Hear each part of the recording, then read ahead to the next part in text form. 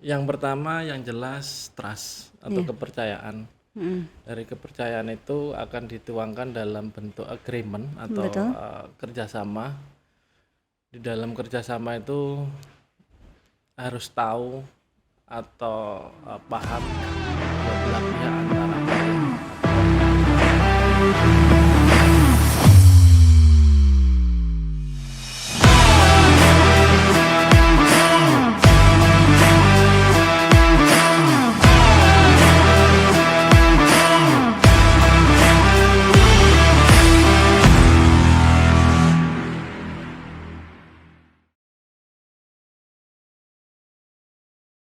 Halo sahabat Harmoni, jumpa lagi di channel YouTube kita Harmoni Official. Yang gak asing lagi, kali ini kita lagi bareng founder dari PT Harmoni Gerak Kreasi, Cak Moko, yang mungkin wajahnya udah gak asing lagi nih di per-YouTubean Harmoni di area Surabaya. Ya, kali ini kita pengen ngobrol apa nih ya, Cak Moko ya? Kita ngobrol yang pengen ngobrol nggak ada.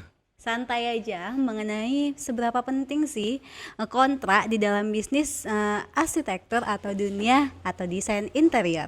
Poin penting di dalam dunia bisnis itu adalah suatu komitmen, benar nggak? Benar, Benar ya Pak ya. benar. Karena di dalam suatu komitmen kalau misalnya tidak ada di atas kertas itu bisa aja hal-hal buruk itu bisa terjadi. Benar. Eh, yang pertama yang jelas trust atau Iya. kepercayaan. Mm. Dari kepercayaan itu akan dituangkan dalam bentuk agreement atau Betul. kerjasama. Di dalam kerjasama itu harus tahu atau paham kedua belah pihak antara klien atau owner kita dengan kita. Mm. Apa aja yang di dalam kontrak gitu kan? Apa aja di dalam kontrak? Kalau konteksnya sebuah project, kontrak itu pertama yang harus dituangkan nominal. Nah. Yang pertama nominal, berapa nilainya? Nilai dalam arti sebuah project atau pekerjaan itu sendiri. Yang kedua, pekerjaan itu apa aja? Benar.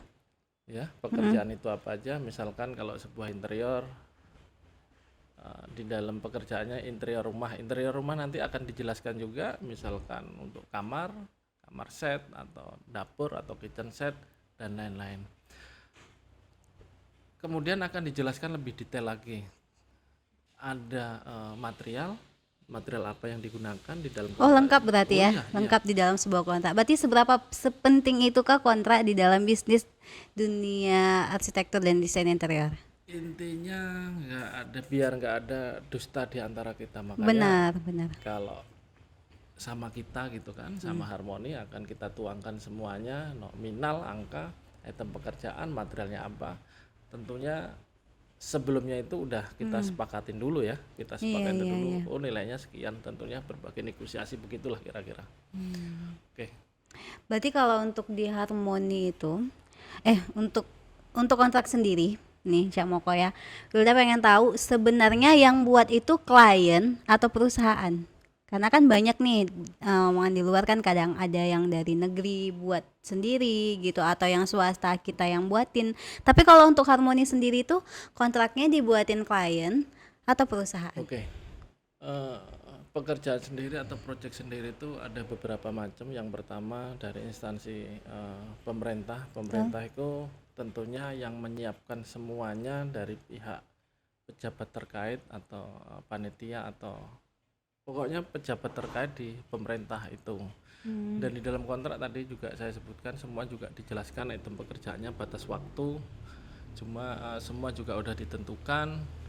Kemudian kalau corporate artinya misalkan Harmoni sama sebuah instansi perusahaan, itu bisa dari perusahaannya sendiri atau bisa dari Harmoni, juga akan diuraikan bentuk yang sama juga secara teknis, angka, material semua, kapan selesai itu juga dijelaskan.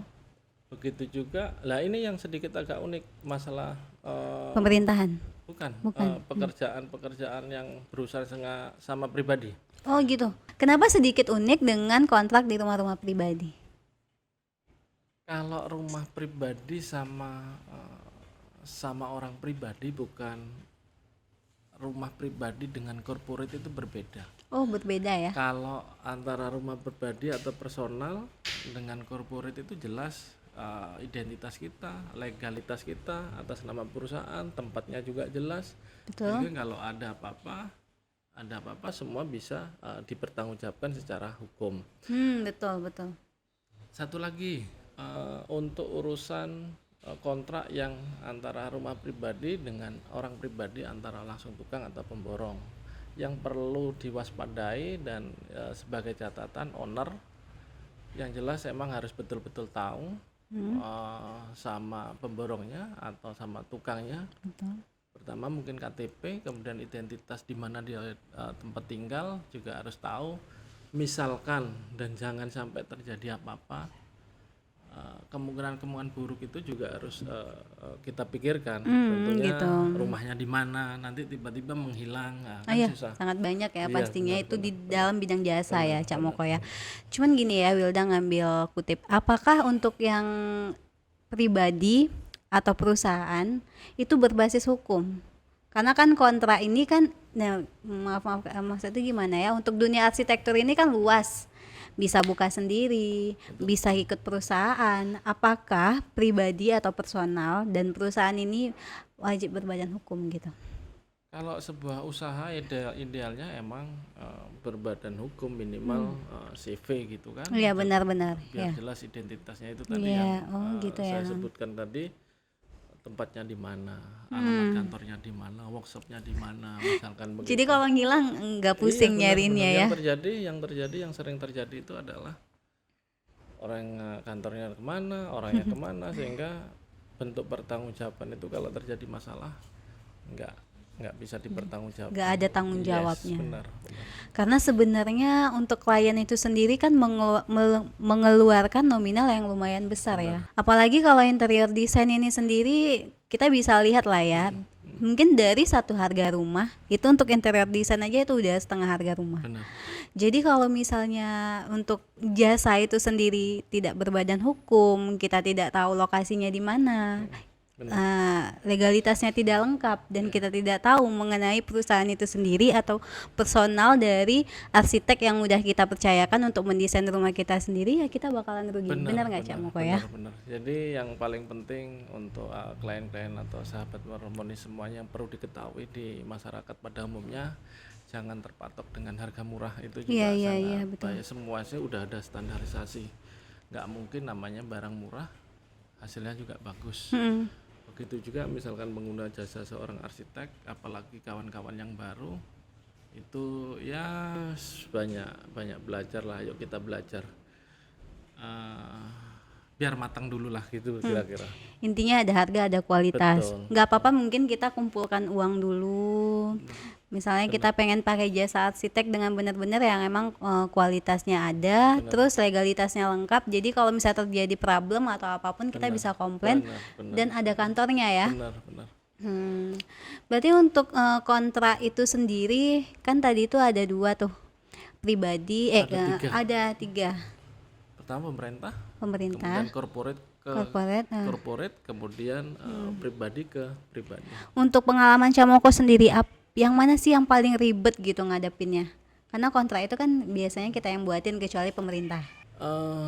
Tadi yang saya jelaskan di awal adalah kontrak itu trust. Kalau pemerintah ke kontraktor gitu, itu pasti dibayar. Oh, pasti dibayar ya. Dibayar dan nggak ada masalah. Kemudian corporate ke corporate, selagi hak dan kewajibannya sama-sama ditunaikan sih juga nggak ada masalah. Itu bahkan selesai endingnya juga insya Allah juga akan bagus. Yang corporate ke pribadi itu banyak banget kita punya cerita atau mimpi buruk, macam-macam ada. Ya alhamdulillah kalau kita itu jasa, khususnya Harmoni itu jasa, bentuk servis kita itu jangka panjang.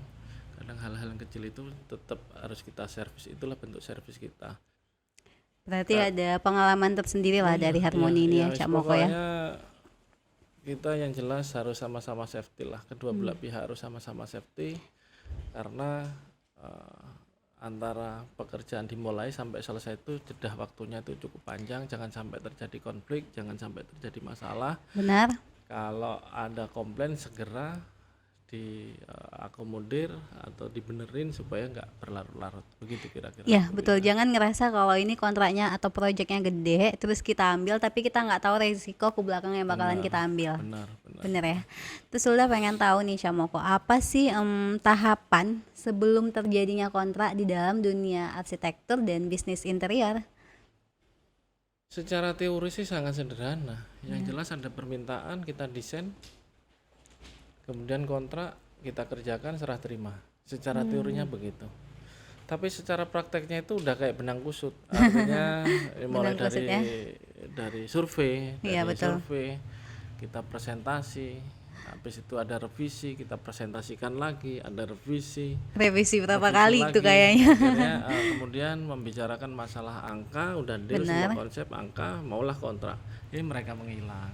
Banyak Banyak. Oh, banyak ya. untuk nggak Keluh kesah menghargai bidang jasa Iya, kayaknya tuh. nggak bisa dihitung juga. Ada yang tanya ibunya menghilang, ada yang udah datang menghilang, ada yang antusias tiba-tiba ditelepon dia menghilang. Benar. Tapi memang dimanapun untuk dunia jasa, kalau kita bisa survei mungkin ya, ngambil pendapat masing-masing arsitektur yang ada di Indonesia ini, memang keluhannya pasti itu aja. Jasa itu gampang banget di PHP. Bener nggak, Cak Moko? Oke, mungkin itu aja sih sharing kita bareng founder PT Harmoni Grakasi, Cak Moko. Kita sebenarnya ngobrol-ngobrol ringan aja, terus sekaligus curhat kayaknya ya tentang apa yang kita Capek alamin gitu juga. Mungkin sahabat Harmoni itu aja podcast kita kali ini. Kalau misalnya sahabat Harmoni mau bangun rumah impian, bisa bareng kita. Di sini kita ada beberapa arsitektur yang asalnya tuh dari beda-beda dan ilmunya juga bakalan beda-beda ya Pak ya. Ya, Cak Moko ya. Mungkin itu aja. Jangan lupa untuk support YouTube kita dengan cara gimana? Like, Komen dan subscribe. subscribe. Sampai jumpa di YouTube kita selanjutnya.